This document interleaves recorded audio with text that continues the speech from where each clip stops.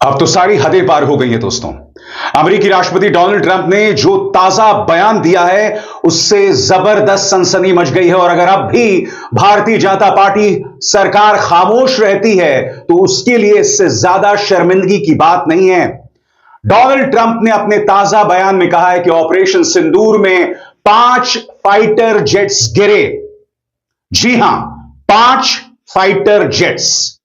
हमारे बड़े बड़े सैनिक अधिकारी अब तक इस बात को कबूल करते आ रहे थे कि ऑपरेशन सिंदूर में भारत के जेट्स गिरे, मगर किसी ने भी संख्या की बात नहीं की थी। और अब डोनाल्ड ट्रंप ने 5 फाइटर जेट्स गिराए जाने की बात की है। मैं जानता हूं आपके जहन में क्या चल रहा होगा कि ये तो डोनाल्ड ट्रंप है, ये कुछ भी कह देता है। मुद्दा ये नहीं है। मुद्दा यह नहीं कि डोनाल्ड ट्रंप कश्मीर समस्या के बारे में क्या सोचते हैं। मुद्दा यहां पर यह है कि डोनाल्ड ट्रंप अमेरिका का राष्ट्रपति है, दुनिया का कथित तौर पर सबसे ताकतवर व्यक्ति है। और सबसे बड़ी बात, वो एक बहुत ही स्पेसिफिक मुद्दे की बात कर रहा है, एक बहुत ही खास मुद्दे की बात कर रहा है। और हमें यह नहीं भूलना चाहिए, चाहे कैप्टन शिव कुमार हो जिन्होंने कहा था कि राजनीतिक नेतृत्व की वजह से हमारे जेट्स गिरे, या सीडीएस अनिल चौहान जिन्होंने इस बात को कबूला था जेट्स गिरे। और सबसे बड़ी बात, उन्होंने कहा कि 2 दिन तक हमारी जेट्स ने उड़ान नहीं भरी थी। या फिर हमारे deputy army chief Rahul Singh जिन्होंने इस बात को स्वीकार किया था कि इस जंग में भारत चीन और पाकिस्तान दोनों का सामना कर रहा था।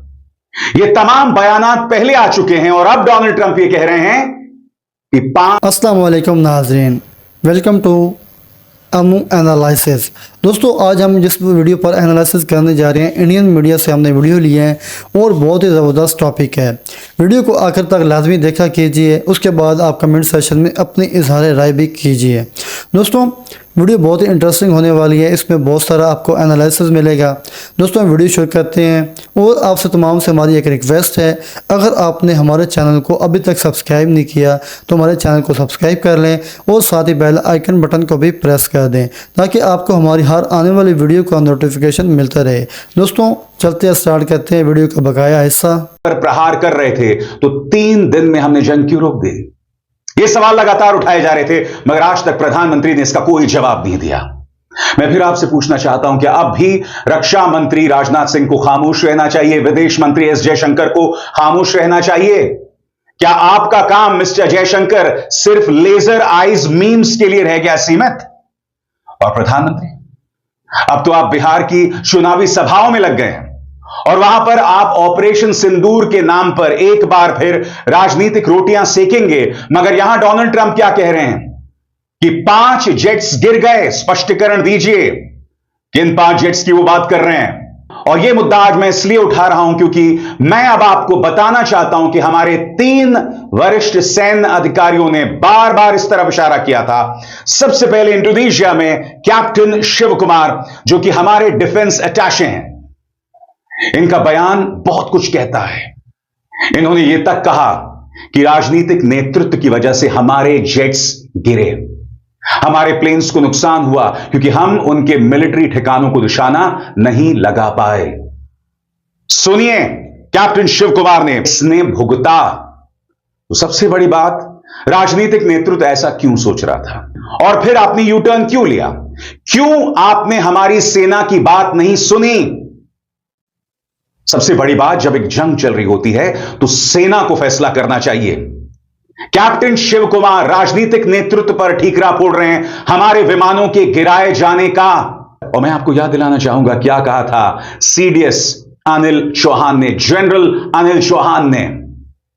उन्होंने इस बात को स्वीकार किया था कि हमारे जेट गिरे थे। उन्होंने यह तक कहा था कि 2 दिन तक फिर हमने उड़ान नहीं भरी थी। और फिर वो ये भी कहते हैं कि पाकिस्तान और भारत का जो सैनिक नेतृत्व है उन्होंने परिपक्वता का परिचय दिया। इसका जिक्र पहले मैं अपने शो में कर चुका हूं। उस वक्त सीडीएस अनिल चौहान ने क्या कहा था, एक बार फिर सुना जाए, गौर किया जाए। पहली बार किसी सीनियर भारतीय अधिकारी ने यह माना कि ऑपरेशन सिंदूर की पहली रात भारतीय वायुसेना के फाइटर जेट्स गिराए गए थे। यह ऑपरेशन पहलगाम आतंकी हमले के बाद भारत ने शुरू किया। जनरल चौहान ने इन शुरुआती नुकसानों को स्वीकार किया और कहा कि यह कुछ रणनीतिक गलतियों की वजह से हुआ था। अगर आप भूल गए हैं तो एक बार फिर आपके सामने। इंडियन एयरफोर्स ने नुकसान के बाद 2 दिन तक अपने सारे फाइटर जेट्स नहीं उड़ाए। इन नुकसानों के बाद भारतीय वायुसेना ने करीब 2 दिन तक अपने पूरे स्तर पर ऑपरेशंस रोक दिए थे। इस दौरान रणनीति की समीक्षा की गई। और किया जाए, जनरल चौहान ने माना कि टकराव के बावजूद दोनों देशों ने समझदारी और परिपक्वता दिखाई और हालात को न्यूक्लियर युद्ध तक नहीं पहुंचने दिया। उन्होंने रॉयटर्स से कहा, ऑपरेशन सिंदूर के हर चरण में मैंने देखा कि दोनों पक्षों ने अपने सोच और कार्रवाई में काफी संतुलन दिखाया है। उन्होंने इस बात को खारिज किया कि कोई भी पक्ष न्यूक्लियर हथियार इस्तेमाल करने के करीब था। साथ ही उन्होंने यह भी बताया कि दोनों देशों के बीच बातचीत के रास्ते खुले रहे, जिससे हालात को संभालने में मदद मिली। और सबसे बड़ी बात, जिस बात का जिक्र नेता विपक्ष राहुल गांधी आज से नहीं कई सालों से कर रहे हैं कि भारतीय जनता पार्टी सरकार की जो एक बहुत बड़ी नाकामी रही है कि उनकी वजह से पाकिस्तान और चाइना एक साथ आ गए हैं। और अब तो भारत को घेरने के लिए सिर्फ पाकिस्तान और चाइना नहीं, बांग्लादेश, पाकिस्तान और चीन एक साथ आ गए हैं। ऑपरेशन सिंदूर में अजरबैजान और टर्की जैसे देश पाकिस्तान के साथ खड़े हुए थे। हमारे साथ खुलकर एक भी देश ने हमारा समर्थन नहीं जतलाया, क्योंकि हमारे यहां प्रधानमंत्री से लेकर मुख्यमंत्री आदित्यनाथ से लेकर हेमंत बिश्व शर्मा तक लगातार सभी मुसलमानों के खिलाफ जहर उगलते हैं। लिहाजा कोई भी मुस्लिम देश हमारे पक्ष में नहीं आया पाकिस्तान के खिलाफ, जबकि इनमें से कई ऐसे मुस्लिम देश हैं जो पाकिस्तान को पसंद नहीं करते हैं, क्योंकि वो ये भी देख रहे हैं कि भारत के अंदर मुसलमानों के साथ किस तरह का बर्ताव होता है। दोस्तों, बहुत जरूरी हो जाता है कि हम सुने deputy army chief Rahul Singh ने क्या कहा। उन्होंने सबसे बड़ी बात की कि हमारे कुछ सिस्टम्स काम नहीं कर रहे थे। यह बहुत बड़ी बात है।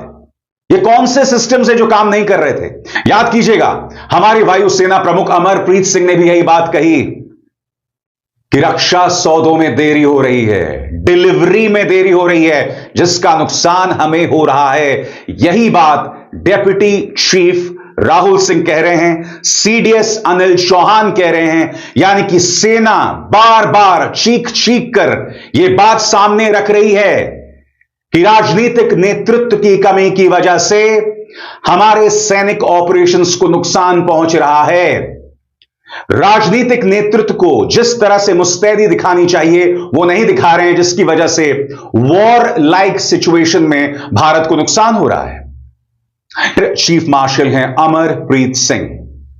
अमरप्रीत सिंह क्या कह रहे हैं, इस पर गौर किया जाए। भारतीय air chief marshal Amarpreet Singh ने भारत की डिफेंस डिलीवरी सिस्टम की धीमी गति पर चिंता जताई है। उन्होंने कहा कि पिछले कई सालों से कोई बड़ा प्रोजेक्ट समय पर पूरा नहीं हुआ है। वे कहते हैं कि जब भी कोई कॉन्ट्रैक्ट साइन होता है तो पहले से ही पता होता है कि समय पर चीजें नहीं मिलेंगी, लेकिन फिर भी ऐसे वादे किए जाते हैं। उन्होंने खासकर HAL से बनने वाले तेजस MK-1A लड़ाकू विमानों की देरी का उदाहरण दिया।